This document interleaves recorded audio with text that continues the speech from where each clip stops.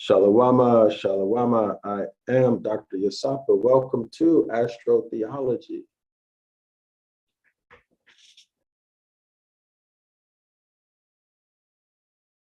Shalawama, I'm Dr. Yasapa. Welcome to Astrotheology. Welcome, welcome, welcome. Let's give it a few moments for people to come in. I'm Dr. Yasapa from Zion Law School. To say welcome. All right. So let's get ready to go, y'all. I have to come in early today because I have some personal things I wanted to do, and I want to get this information to everyone. All right. So I'm doing the best I can. So bear with me. All right. So let's get going. I've got to do a screen share first. Give me 1 second, please. All right. So let's give it a minute, give some people a chance to come in, and I will be right back with you in about 1 to 2 minutes.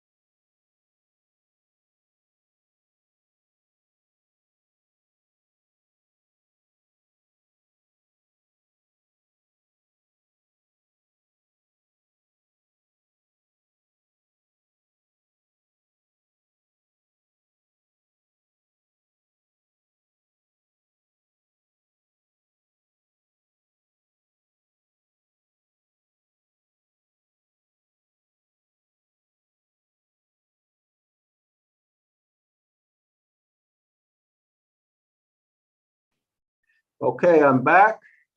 Let's go ahead and get ready to get started. This is Astrotheology. We are reading from, explaining or interpreting, and then commenting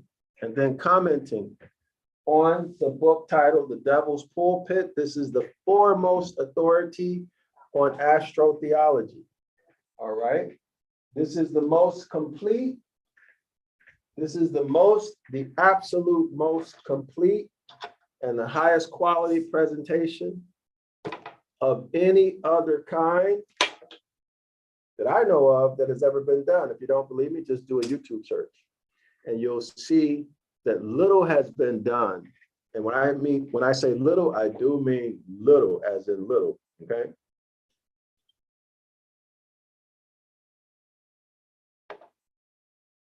So call your friends and family, tell them to come here now because we're about to get started, all right?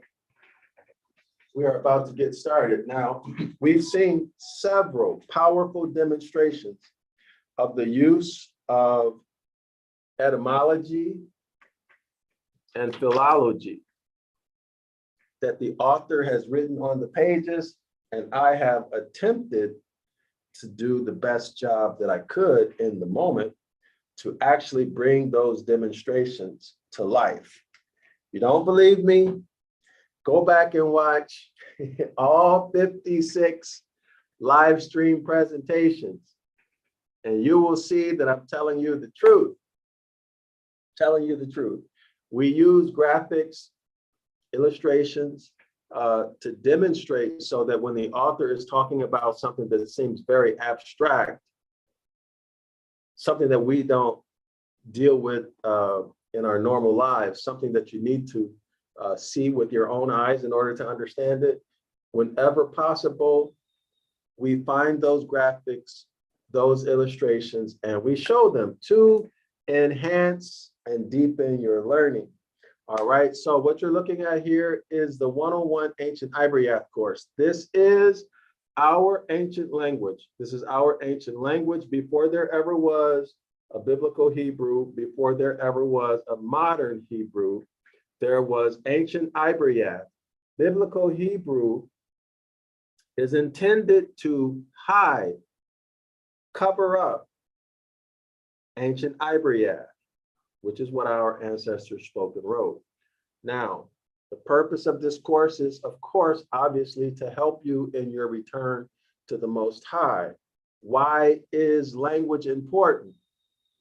Well, if you've been following me, you'll know that connotative linguistics and lies have been inserted into the scriptures. You should know that. Jeremiah chapter 8, verse 8. This helps us counter and deal with those occurrences. Okay, we must be competent. We must know how to read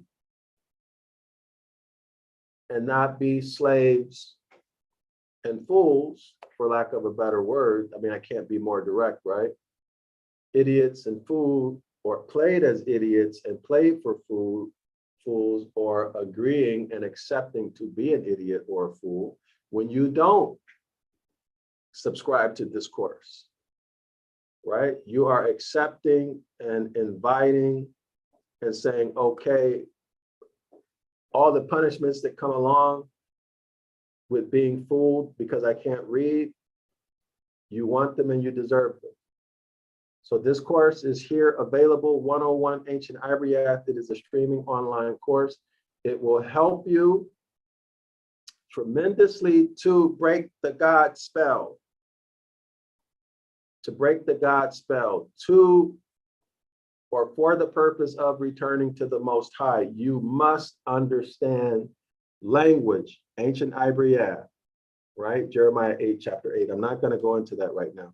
Anyway, so let's go ahead and pull up our document, okay? Let's pull up our document. Give me one second. Let me check our live stream. So be sure to subscribe to our channel if you haven't already subscribed. And also like and share this video. Like and share the video, okay? We're gonna get started soon. This is our 57th presentation. 57th presentation. So you see that we are consistent. We are reliable, dependent, consistent with delivering high quality, excellent, outstanding information, making complicated, difficult information easy. Easy. So why come here? Because one, I, Dr. Yasapa, am teaching you. I'm deploying to your benefit hundreds of thousands of dollars that I have invested in my formal education. Decades of my life spent in a classroom, a formal education classroom environment, where I learned discipline, amongst other things, suffering to learn, sacrifice to learn. and all of the other negatives that one must subject him or herself to and or endure, to gain, to obtain, take a quality education. Because trust me, it is not given to us in most instances. It is not given. And even when it's earned, you still have to take it.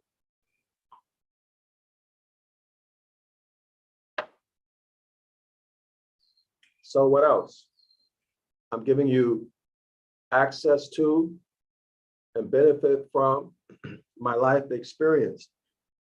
Decades in religion, decades of wisdom and understanding that I was able to find, right? Find and seek. If you were here the last one or two presentations, you'll know what that joke is about. That I was able to get, and how it was and what I did to get out, to break the God spell.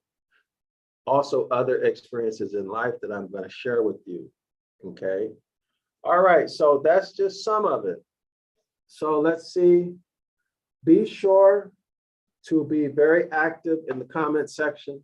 Some people have told me that somehow or another, the comments are being turned off, they're not showing. But let me assure you that the settings are done so that the comments are supposed to show. I think presentation 56, the sound was cut for the whole video. The whole video, they cut the sound. So things like that I cannot control, but don't let that stop you. Continue to comment, right? Think about the other people who are going to watch this video. All right, and what you say and questions you ask and answer may be critically important to them. All right, this is one of our books that we publish and sell. If you want to support us, I'm currently promoting this book, 911 Ibaryath Rescue. This is a complimentary book to the 101 Ancient Ibaryath course, okay? So if you have the extra money, go out and get as many copies of this as you can afford. One for yourself and then family and friends. Everybody should have at least one copy of this. This is going to tell you about the pictographs. Now remember, it's complementary to the 101 Ancient Ibaryath course. All right, so let's go ahead and get our, what is this? Let's go ahead and get our document up. All right, so this is the PDF. The link to this PDF, this is the Devil's Pulpit. The link is in the description area of this video, okay? So click on the link, download the free PDF, and then take it and go print it, okay? Oh, wow, wait a minute, where is my, hold on, y'all. I'm waiting on something. And I'm waiting to get it. So so hopefully I won't have any problems. All right, so let's get into it. This is going to be a fast presentation. Today is a special day for me. I'll discuss it with you guys in a couple of days. So we are on the lecture on Freemasonry, part 3. There's about 1 3/4 of a page we need to go before we complete this lesson, all right? Not lesson, chapter. We are on part 3 of the lesson on Freemasonry. We're going so fast through this book, it's incredible. It's really incredible how fast we're going through this book. Oh, hold on. So yeah, all right, so I found my place. Okay, so we are on page 271. We stopped at this poem. This is where we stopped, the highlighted part. So we'll pick up here. Today, I don't have time to go into a summary.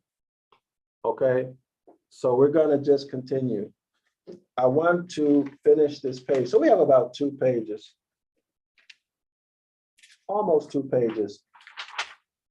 So let's continue. All right, so we'll start at page 271, which is where you see the highlight. So let's go ahead and start there. And here we go with the reading. But hope, the keystone of the royal ark. So scholars, to understand what hope is and what the keystone is and what the royal ark is, go back and watch presentation, Astrotheology presentation number 56. All right, that was yesterday. But hope, the keystone of the royal ark, the most mysterious of these ingenious hieroglyphs, hath for its object the resurrection of the dead. The resurrection of what? So scholars, remember, I'm going to give you some hints, okay? But please don't stop at what I tell you. Go back to 56 if you don't remember, or if you don't completely understand. Go back and watch those videos, okay? Hope is connected with summer. The keystone and hope are connected. The royal ark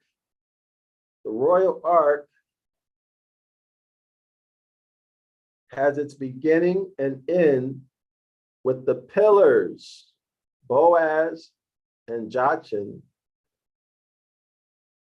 in the vernal equinox and the autumn equinox. So if you don't understand what I just said, you definitely need to go back to presentation 56.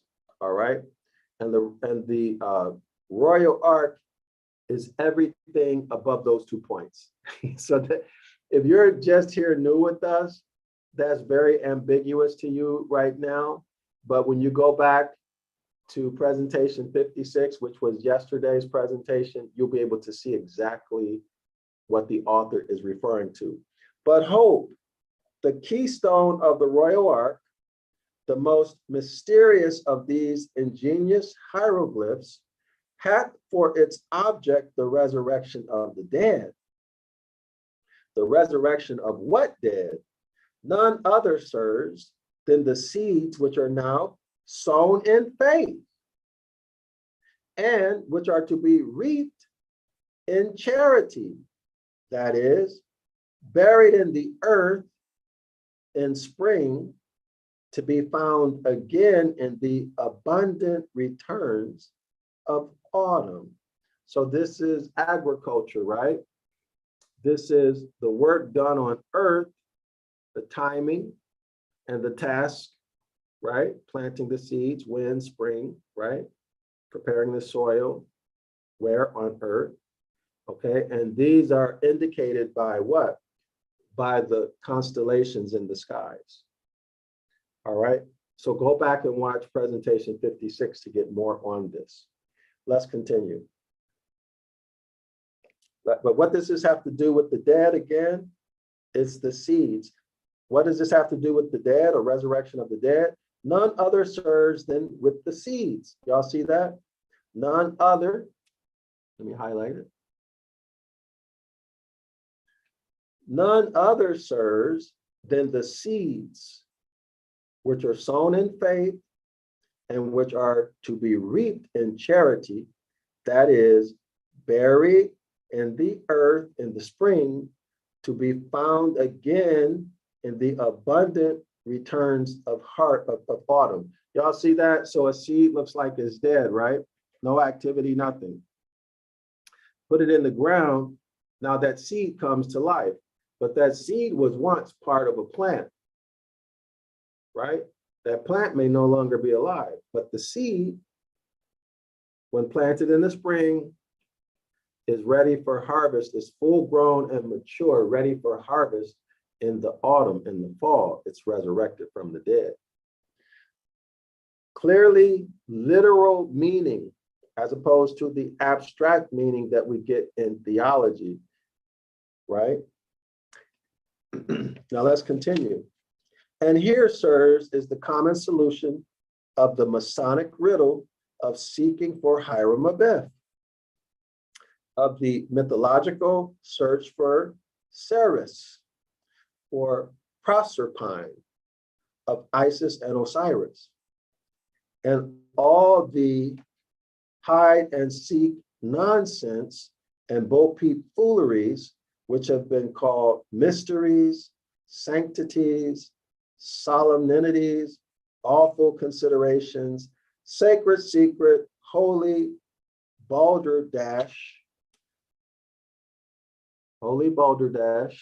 which they have adhered to, as if they had thought that reasons was given to them for no other end than to employ all their ingenuity, labor, and skill to get rid of it. So what is the author talking about? The author talked about the deity. Remember that deity, the Tetragrammaton was part of that group of self-same deities. Go back to presentation 56, maybe 55, to get the details on this. When I started out, I made a little joke today, right? Having to do with this hide and seek, adults playing hide and seek. What's that hide and seek games that adult babies play, according to the author? It's religion, because this particular deity requires, in all religions, requires that something hidden, something lost and found, be looked for, be sought after. Hide and seek, that's the common theme, common task. Okay, keep you busy mentally in the religion, hide and seek. Go back and watch part 56 of this series, and you'll get everything on that topic. But right now, let's continue moving through this so we can complete this. And I can go back to the things that I absolutely have to do today. While all the mystery of our text, so hideous, so monstrous, so filthy. Why hideous, monstrous, and filthy? That's a question. Do you remember why?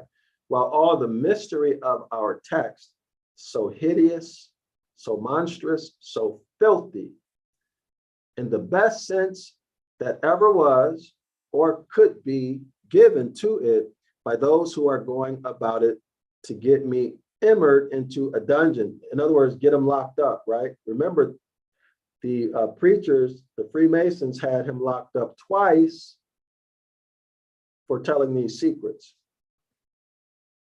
and cut off from cheerful ways of men, as unworthy to exist in society. Doeth in this illustration come up to a dignity and grandeur which their sanctified idiocy never dreamed of, which their ignorance would not understand, and their malice would not endure. Okay, so this nasty, disgusting religion or practice, right? Remember cutting the bull, and then the blood, the vomit, the feces or cow dung falling onto the priest in their eyes and in their mouth. Remember all of that filthy stuff? The author is referring to this, okay? And they want to have him locked up, but they want to call him a worshiper of the devil. Y'all see it? Hypocrites. They're filthy, not the author. That's his point. The blood of bull and goats, the blood of crabs and fishes, the blood of any one of the animals whose imaginary forms enclose the group of stars, that's the constellations. The animals whose imaginary forms enclose the group of stars which constitute the 12 signs of the zodiac. They're animals, right? That's correct, right? All right. Were each in turn as efficacious for the salvation of mankind as the blood of Christ, as the ashes of an heifer. That is, those bright, burning, and inextinguishable sparks which make up the forms of the bull of the zodiac, sanctified, that is, sunnified. Let me spell it, SUNNIFIED, sunnified, right? Made bright with the sun shining on. That is sanctified, which is sunnified, to the purification, that is the fireification, impregnating with the creative heat of the solar fire, the flesh or animal food, which the sun, SUN, creates for us. But this and these only had their efficacy, that is, their astronomical accuracy, as symbols of science, according as the two covenants, that is, the point of the vernal equinox, which is the covenant of works, and the autumn equinox, that is the covenant of grace, was in one or other of these signs. So if you all don't understand what we just talked about there, or what the author just wrote, go back and watch presentation number 56. All of that's in presentation 56, maybe even 55 and 56, okay? But since I'm pressed for time, I'm not going to be able to go through that again right now, but it's in great detail in 56, maybe even 55. All right, let's continue. Let's continue. These covenants change every 1,250 years. Let me repeat that, y'all.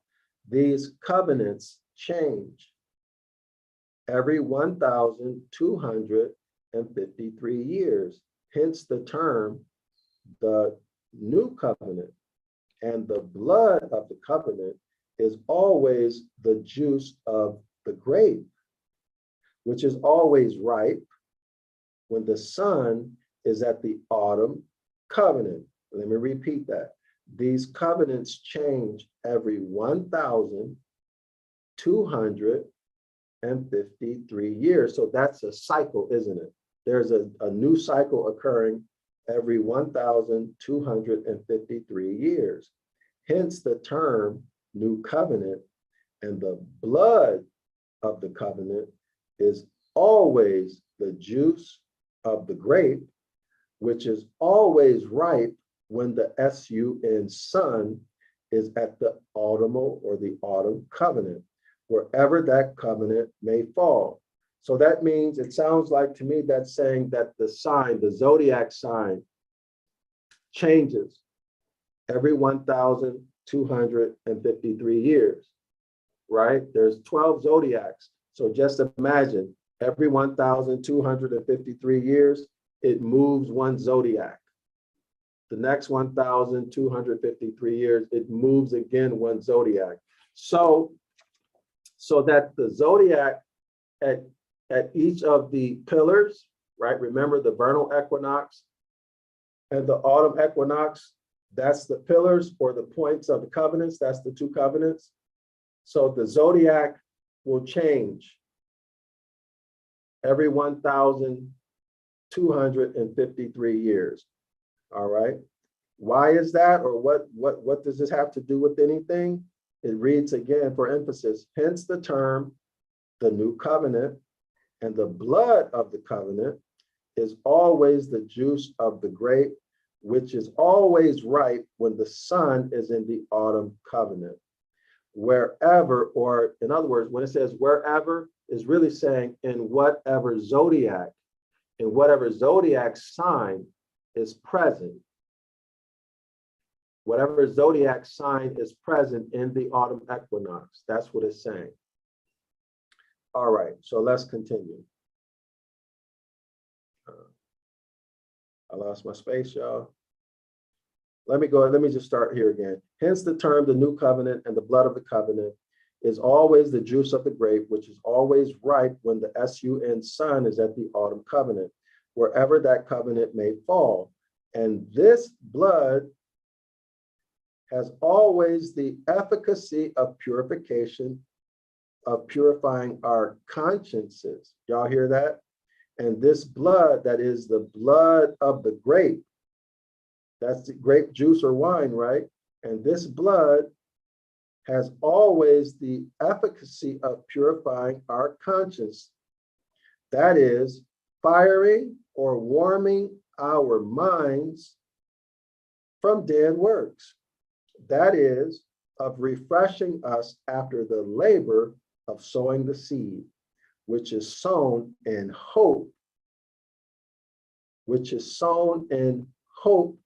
of a glorious resurrection at harvest. So Zion Law School scholars, you'll know, in fact, let me back up.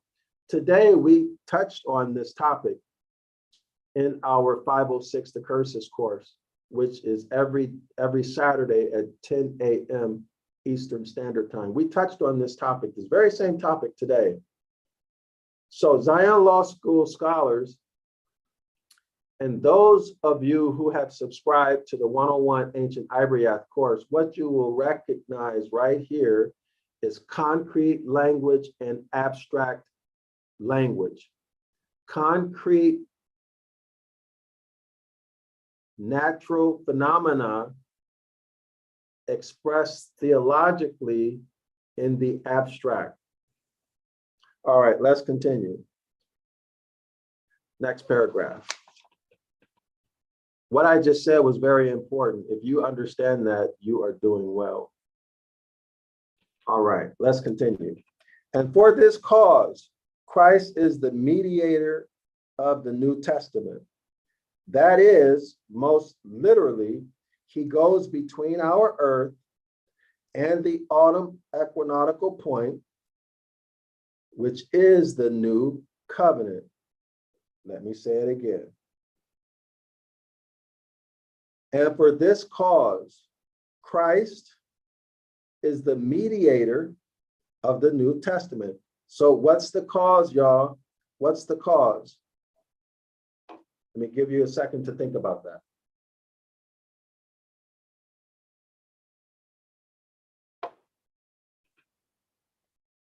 For this cause, again, the cause is the entire year. The entire year is for the building up and the climax to the autumn equinox, which is the harvest. Everything in the year occurs for that climax, that climactic harvest. The labor in the spring, preparing the soil, getting the roots and the rocks out of the soil, tilling the soil, mineralizing the soil, burning this or burning, whatever you got to do, building fences, getting wild animals away. All the labor associated with planting in the spring and doing whatever you got to do so that you have a good crop in the autumn. And then enjoying the wine that you make in the autumn. And for this cause, what cause? The cause that I just mentioned. And for this cause, Christ is the mediator of the New Testament. That is most literally, that's always important. Most literally, Christ goes between our earth and the autumn equinoctial point, which is the new covenant. Okay, that by means of death, that is being crucified. Zion Law School scholars, we looked at what this crucifixion is today in our 10 a.m. Eastern Standard Time class.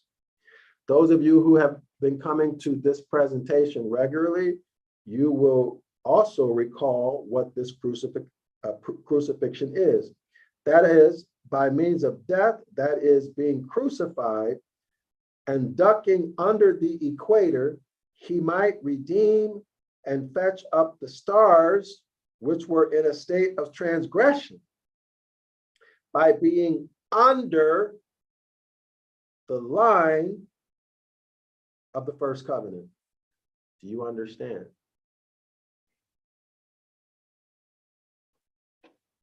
Go back to episode 56 and pay special attention to the illustration that we did where we covered all of this in yesterday's episode. We also covered this in our 10 o'clock Saturday AM class this morning. We covered this very same topic. Let me read it again. That by means of death, that is being crucified and ducking under the equator, he might redeem and fetch up the stars, which were in a state of transgression. We're talking about natural phenomena, physical phenomena, concrete nature. Now, you'll know that when the sun crosses the the pillar of the autumn equinox, it is now what? Is it going up or is it going down? Is the sun moving up or is the sun moving downward? The sun is moving downward, right? That's right. It's moving below that point of the covenant. You recall that in December, the sun reaches its lowest point in the celestial globe. So once the sun crosses the celestial equator, it's moving downward. So all of the stars, all of the constellations that it's moving toward are also below the equatorial line, the equinoctial line rather, right? They're in transgression. That's what the paragraph is telling us. That by means of death, that is being crucified, the crucifixion is when the sun crosses the celestial equator. It is crucified. That by means of death, that is being crucified and ducking under, see, that means below the celestial equator, he that is the sun might redeem and fetch up the stars which were in a state of transgression by being under the line of the first covenant. See, that's what transgression is astronomically. It is concrete. It is concrete. It is natural phenomena that has been put into the abstract and made into a doctrine, a religious doctrine. All right, that day, let me highlight where we are now. We are here. I hope this is clear. Put your questions or comments in the comment section, and I'll get to it in a second if you have any questions or comments. That they which are called, that is, the stars of the first and second magnitude, which are the astronomers called by distinct names. Let me read that again. That they which are called, well, what does that mean? That is the stars of the first and second magnitude, which the astronomers call by distinct names, might receive the promise of eternal inheritance. Well, what does that mean? That is the eternal duration of the universe, that so long as the sun, sun, and the moon endureth, quote, seed time and harvest, summer and winter, day and night shall never fail. Y'all see that? Clear, easy, right? All right. Let's continue reading. We're on the next page now. Now, it's up to every scholar to decide whether or not the author is making a logical argument and whether or not his evidence is worthy of you accepting it or not. Okay, that's up to you to decide. We'll begin reading with the highlight.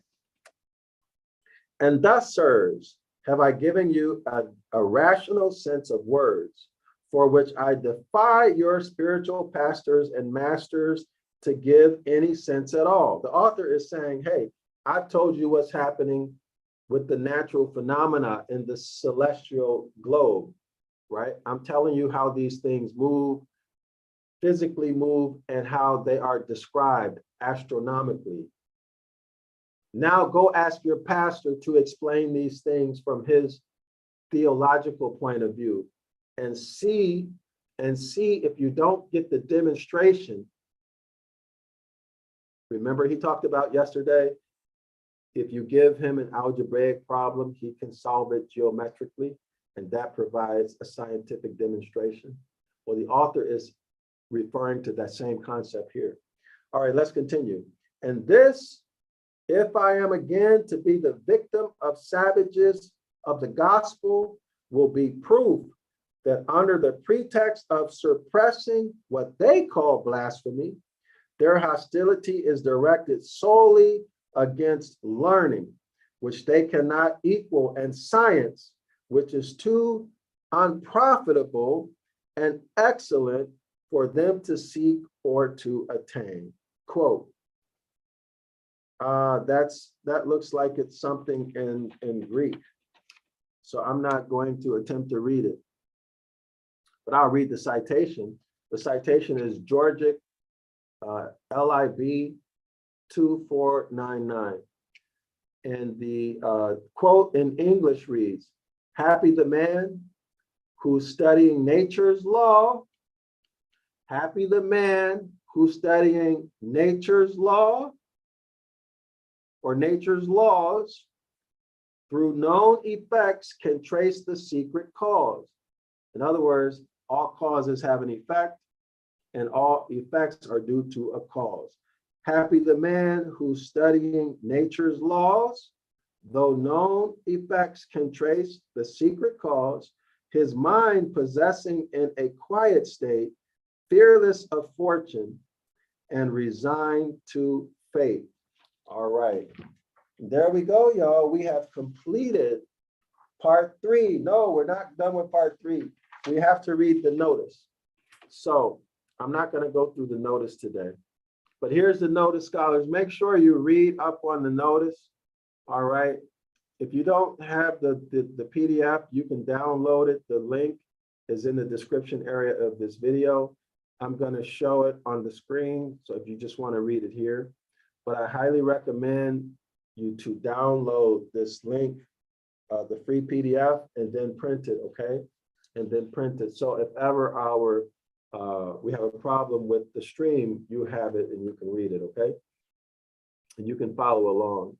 All right, and especially it's good when I'm going through illustrations. If you have the printed copy, you can look at your printed copy and also look at the illustration if you need to, or you won't feel uncomfortable because you can't see the book, all right, if you print it.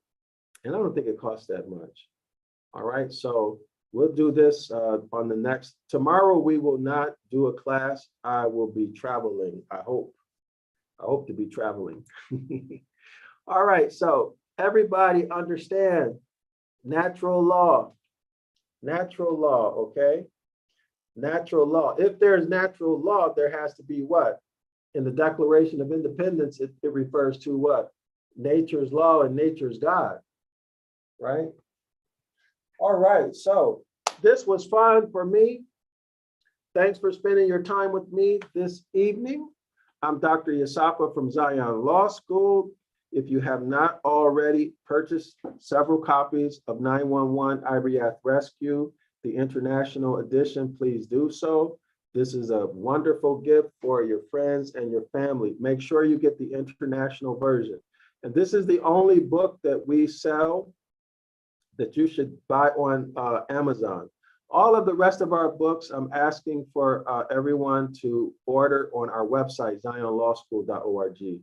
Okay, and also for those of you who have subscribed to 101 Ancient Ibaryath, thank you for your support. If you haven't subscribed, but you've been hearing me talk about it, don't sit on the fence. It's only a $10 investment in yourself, which is peanuts, but don't let $10 fool you and make you think that this is a low quality product.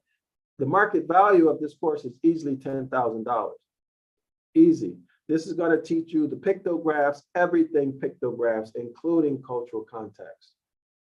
It's going to teach you grammar, all right, Ibaryath word studies, which are phenomenal. That's where you'll be able to look at a word. Let's say like right here where the cursor is, you'll be able to perform an analysis and to be able to unlock a meaning, a hidden meaning inside of this word that is not inside of a lexicon, okay? It's locked inside of the word. It's called an Ibaryath word study. So I'll teach you how to do that in this course. And this is a streaming course, so you can do it at home, at the beach, at your lunch break, whatever. All right, so get yourself a subscription. It's only $10 per month, no contract, cancel anytime, but I'm confident you're going to want to keep this course for years and years to come. All of your children should have this course, one for themselves, your husband or your wife, boyfriend or girlfriend. Give it to them as a gift. Okay? We have to return to the Most High as a nation, not just individually. All right, so one last thing. Let's take a look at the list of books. Let's go to YouTube. I want to show you some of the books that that I have written rather. Give me 1 second, y'all, so I can show this. Because I would like for you to consider ordering one of our books. If you like the work that we do, okay, if you like the work that we do, if you like the way I teach, if you like the content that I'm giving, consider supporting us, either by buying our books. So this is the description area of our video. This is the description area of our videos. You can support us by a cash donation through PayPal, one time or a recurring donation, monthly donation. This is the 101 Ancient Ibaryath course. This is going to take you to our website, zionlawschool.org. This is the registration link for our Saturday class. Now the class is at 10:30. No, it's at 10 o'clock a.m., not 9 o'clock. 10 o'clock, I need to change that. The class is at 10 o'clock on Saturday, 10 o'clock in the morning, 10 o'clock a.m. Eastern Standard Time. All right. And here's our recommended Ibaryath book list. This is our root word lexicon by me. Okay. The Dr. Yasapa Ibaryath Aramaic and English Verbal Roots Lexicon. This is the link to that book. Okay. And then the other book. So you see, we have 7 books here. 7 books here. Number 6, Phoenician Hebrew 101. This is the 10 Commandments. This is a phenomenal book. Okay. Then we have Animals in the Bible. This is a book I would really like for you all to focus on ordering this book. It's full color. It's for babies, for children, and adults. This is a full color glossy book. It is phenomenal. It is excellent for visual learners. It's going to give you the Ibaryath names of all the animals, tell you how to pronounce it, and then it'll give you the English, okay? So this book is basically almost free. Everybody probably knows how expensive it is to produce a glossy, full color book, and we're only asking $9.99. That's because we want everybody to get this book, okay? And then finally, y'all, if you want to come to class and you want to have your own book, you don't have to have your own book, but if you want to support us, then this is the book you'll order, which is number 5, I Can Read Biblical Phoenician Hebrew, Deuteronomy 28, verse 15 through 29, volume 3. The key is volume 3. Okay, we have volume 1, we have volume 2, and we have volume 3. Soon we'll have volume 4 and volume 5 and volume 6. All right. Anyway, so thanks for spending your time with us. I do appreciate it. Go out and support us if you feel in your heart that you really want to and you can afford it. I will see you all, not maybe tomorrow, but I doubt it. I'll see you in a couple days. All right. Shalom.